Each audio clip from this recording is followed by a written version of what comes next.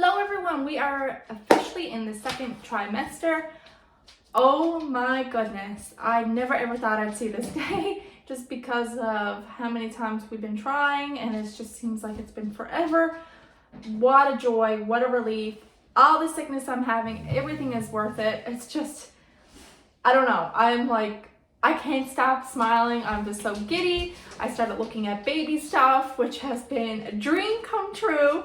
Looking at bassinets and cribs and doing up the nursery. So I don't know. I can't even put into words. It's just amazing. It's an amazing experience. My husband is overjoyed, so excited, and it's just so humbling to see how his reaction is to everything. But I'm going to give the update here now for my signs and symptoms so far in weeks 13 to 15, because today is the last day for 15 weeks. And I'm also going to discuss my doctor's appointment that we had, our very first second trimester doctor's appointment, and how all that went. But I don't know, I just can't stop smiling. Like I said, I'm so excited. The next thing we have on order and coming for the baby is the bassinet. If you've seen our video yesterday of the first trimester recap, so far the things we've ordered are, you're now going to be grandparents mugs for my husband's parents. I ended up getting a cute little onesie. I also ended up getting their baby book memory box type situation. Anyway, if you want to check that out, you can. I'll put a link in the description below to that video. Now we are really going to start getting things done, buying things. This is the room that's going to become the nursery, and the dogs are going downstairs in a much larger space. They were eventually going down there anyway, just because this room for 9 dogs is just, it's getting a little cramped and too small for them. They need their space. They want, especially some of my dogs, a lot of them like to be on top of each other. If you've seen some pictures that I end up putting in the community tab and things, they like to be all huddled together. But I have a few dogs like Kenai and Aspen who really like their space. Even Ariel at times, she likes to huddle together, but she also likes her space. So that's going to do them wonders, especially with summer approaching. It's going to be a lot warmer in this room. Downstairs, it's going to be a lot cooler, so perfect for them. So my signs and symptoms for week 13 to 15. Headaches, I have not really had. I had one so far in the second trimester. I've been very sick still, very nauseous, throwing up. There was one day I actually ended up passing out, and it wasn't very long. I was outside, I was talking to my friend, and I dropped for a second, and it was simply me not eating enough because I'm having so many food aversions, like the doctor said at our last appointment. I've really got to be trying to eat more, as much as I'm turned away from a lot of food and it's making me very sick. Really still got to try to eat. Now I have been drinking a lot and a lot of water, but I guess I'm not getting enough vitamins and nutrients, so that's what happened. The other day, thankfully, my friend was there and I wasn't alone by myself, because that would have been scary, especially when I was outdoors watching all the dogs, and the dogs kind of panicked too, especially Winter. Winter was like, oh my goodness, what just happened?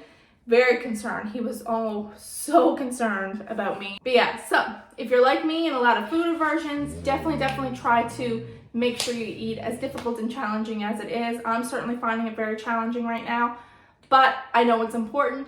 My doctor at our last visit stated that if I'm still struggling to eat, they're going to put me on a medication that's going to help with my stomach. It won't affect the baby at all, but it will help relieve that nausea when I'm feeling very queasy and everything else, and every time I go to eat. So yeah, so fingers crossed I can eat a bit more so I don't need to be on any type of medication, because that's what I've been trying to avoid a lot.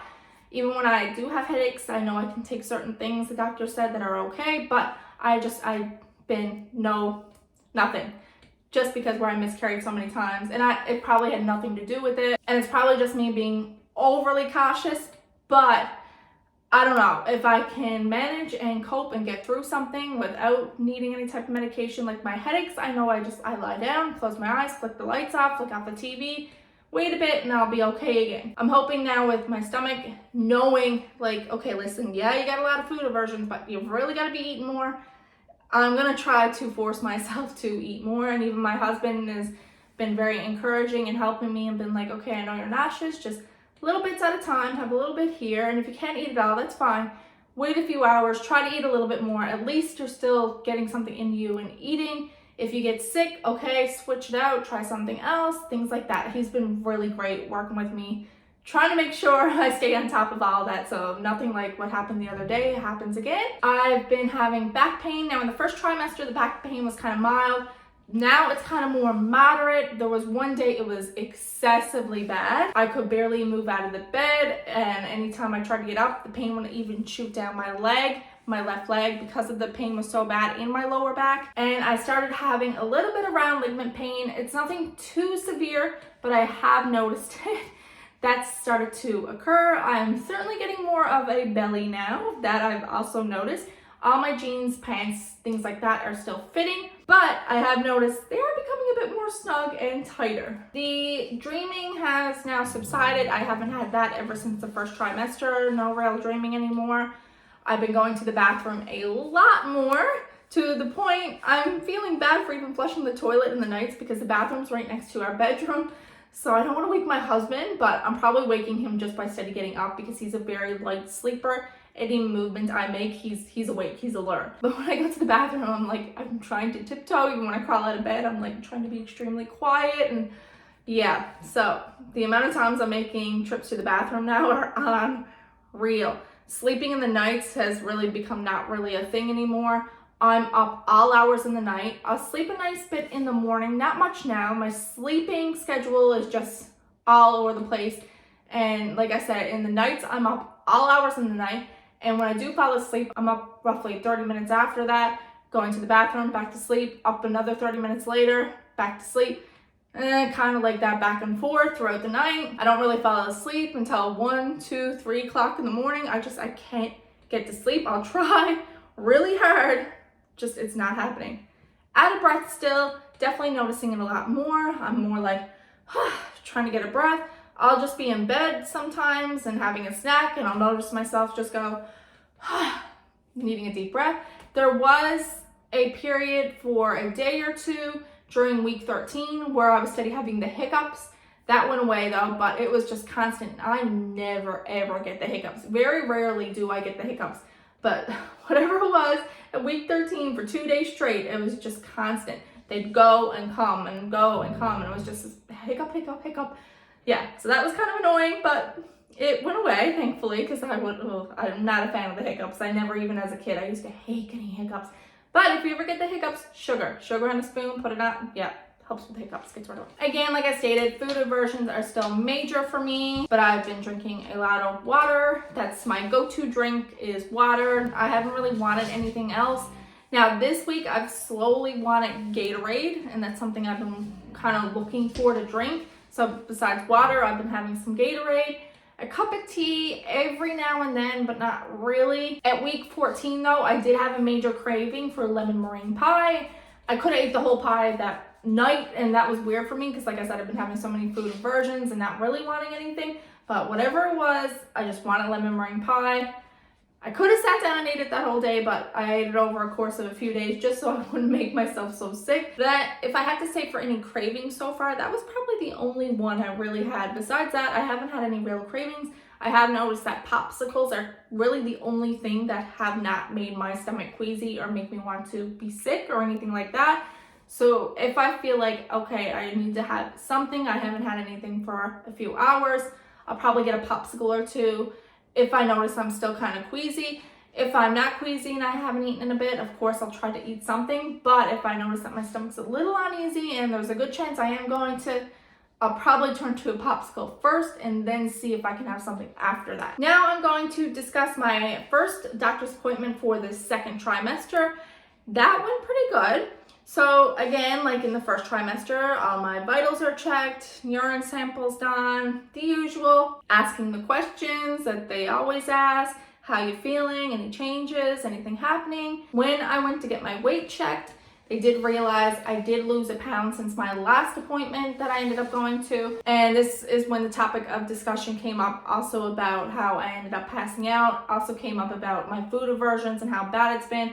And that's when it was discussed about, okay, well, if at your next appointment that you have, which will be in a few weeks, if you're still losing weight, not really gaining weight, you're very, very sick still, that's when the doctor recommended me going on some medication to help my stomach, to relax my belly so it's not as nauseous and I'm not being sick all the time like I am now, and to help with my food aversions, things like that, just to help so I'm not as queasy. So hopefully I can do it on my own in the next few weeks, get the weight on and everything else. But if not, it is what it is. The baby's health is much more important, and if that's what the doctor recommends and says, okay, this is what you got to do, then that's what I'm going to do in a few weeks. I'm just going to have to take the medication for my stomach, because again, their health is much more important versus my views on my concerns of being medicated when pregnant. Also at that doctor's appointment, it was the first time we heard the baby's heartbeat. Oh my goodness. So the baby's heartbeat literally stayed at 152. It didn't go up, it didn't go down, it stayed. 152 was the baby's heartbeat. Couldn't believe it. I was like, I don't know. That was the moment. And I mentioned in the other video, going to see the ultrasound was, I guess, a big moment in kind of solidifying that this is really happening. This is real. Like, the baby's there. Hearing the baby's heartbeat was like, oh my goodness, the most beautiful, wonderful thing. To see my husband's reaction, to see how he was steady looking at the monitor and checking the heart rate and everything, and like, it's 152, still 152, there's the baby's heartbeat. And everybody we were speaking to after that doctor's appointment, he heard the baby's heartbeat, and oh my goodness, like, he's so excited. He even went down to work. He was pretty much telling everybody about the baby's heartbeat. It just lit my heart up, seeing how happy he was to hear his little baby's heartbeat. So that to me was just an amazing experience. Oh my goodness, I can't believe it. I can't believe it. It's just so unreal. I think when the baby's actually here, I'm probably gonna be like, wow, there you are. Like, this is so crazy. It's so wonderful, but like, oh my goodness, what an amazing experience. I wouldn't trade it for the world. Even being this sick and everything else, wouldn't trade it for the world. It's just, it's all worth it, and it will be so worth it when the baby gets here. Thank you so much for watching this video. I'll see you in the next one. Bye now, everyone.